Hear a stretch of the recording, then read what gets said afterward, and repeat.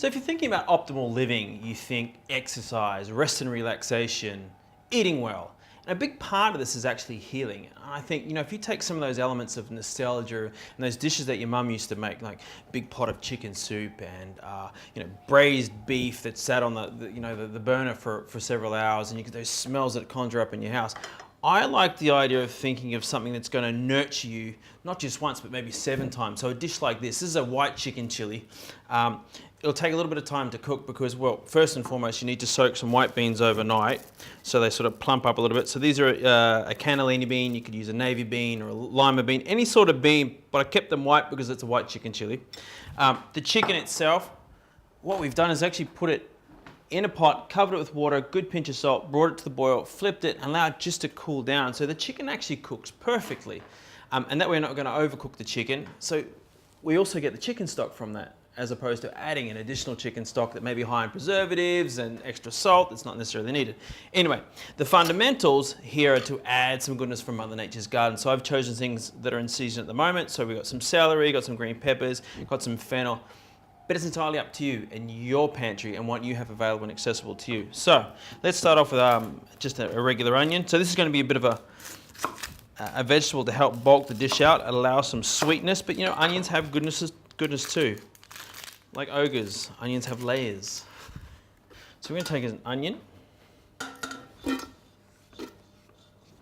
put that straight over the heat. So fennel, keep some of these fennel fronds. We may want to garnish with that a little bit later.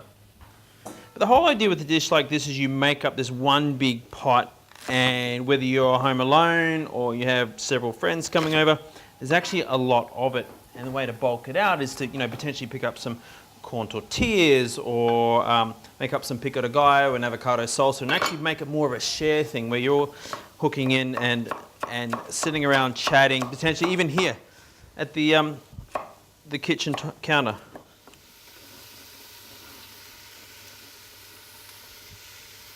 Okay, so you got your fennel, your onions. We're going to add a little bit of cayenne pepper, so a little bit of spice right now. The whole idea of adding it now is to actually roast the cayenne in the onions and the fennel. Not too much. You can always add a little bit more spice and heat later.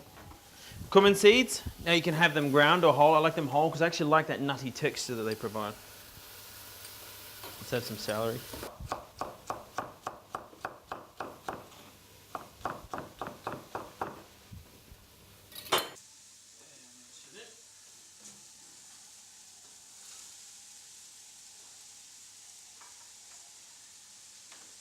Chop the cloves of garlic or just throw them in whole.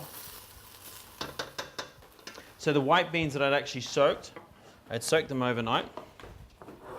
I drained them and then cooked them in fresh water for about 40 minutes just so they become tender and lost that chalkiness on the inside. So you can obviously see you can go from having say 2 or 3 cups of white beans. By the time you've cooked them, you've ended up with about 4 or 5. But for the sake of speed, you can actually open up a couple of cans of beans as well. Now you could actually use cans of green chilies for this, but if they're fresh, use the fresh ones.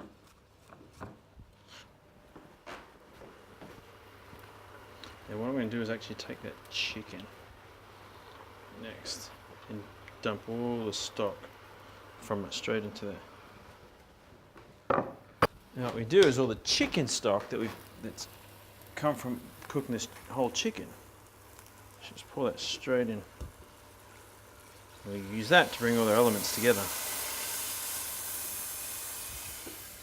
Okay, now that everything's in the pot back there, so we've got the beans and all the vegetables and all the flavouring ingredients, you can actually start pulling all the meat off the bones. Now if you think of things healing and nourishing, garlic, I always find it like a great antiseptic. I think these things were designed for us. These were here before pills and capsules and a great source of goodness. So we should rely on these. You ever heard that saying, plant a seed, grow a pharmacy? I mean, all these things were here for us well and truly before pharmaceutical companies. So we have jalapenos, which are really delicious. But I'm a big fan of a bird's eye chili, something with a little bit more kick. Even better when you don't have to pay for it and the neighbour's got a branch just hanging over your wall.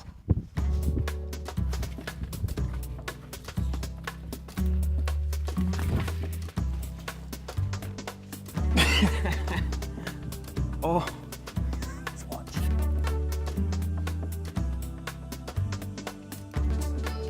Oh, you mate.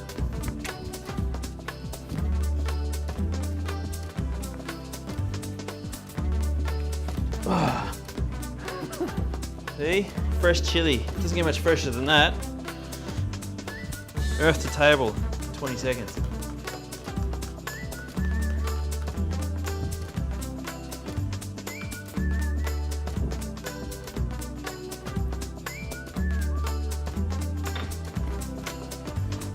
So that's it, do its thing.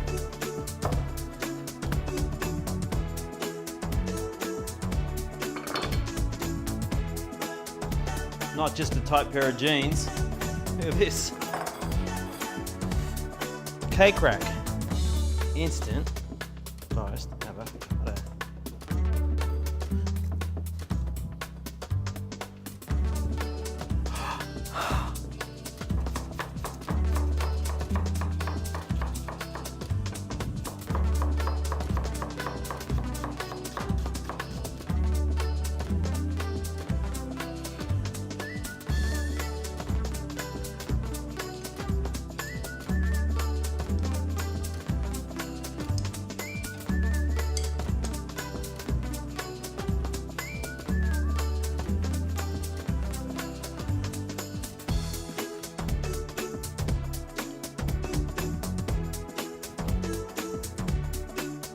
All right, so if you're trying to maintain your gluten freedom and you really want to thicken something up, then I've always reached for something like a cornstarch or a tapioca flour or tapioca starch, something without the gluten content, but at the same time is going to give us that thick, viscous texture to your chili or your bolognese sauce, whatever you choose to thicken.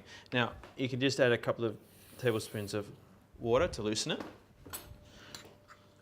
Get a spoon, just mix it up. Make a little slurry.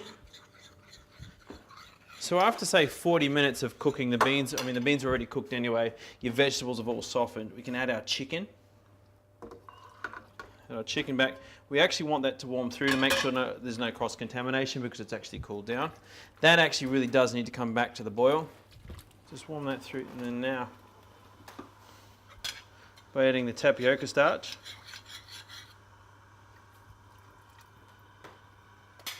Just a couple of tablespoons, not a lot. You could actually cook this with potatoes, and the potatoes itself would thicken it as well. But for the sake of a last-minute thickening agent, this gives you that lovely, thick, creamy texture. It doesn't hurt to have a little tapioca starch on hand. So I like the idea of bulking out a white chili chicken by having a few different ingredients. So in like an avocado salsa and a tomato salsa, maybe some different vegetables, whether it be cucumber or just, cut up raw carrots. But take yourself a few corn tortillas, which lend themselves as a great blank canvas. If you're thinking like pizza bases and burger buns and sandwiches and things like that, corn tortillas are fantastic because they actually are gluten-free. Not to mention the great way to roll all your food up. And that way you feel like you're actually eating less. So we take some of the beans, so the white chicken chili. Straight on the plate. Grab a little bit more.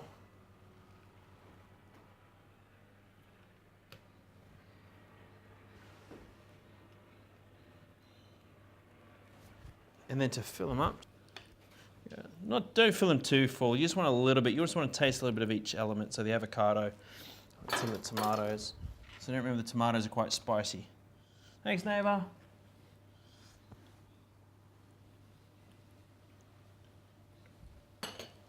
And then just add a couple of pickles because it's refreshing. A bit of lime if you want it. And then top it off with just a touch of fresh cilantro or coriander.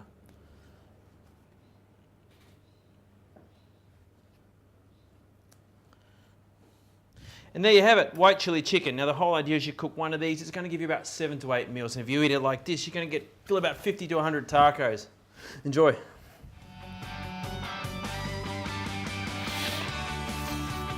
Mmm. That's good. And hot.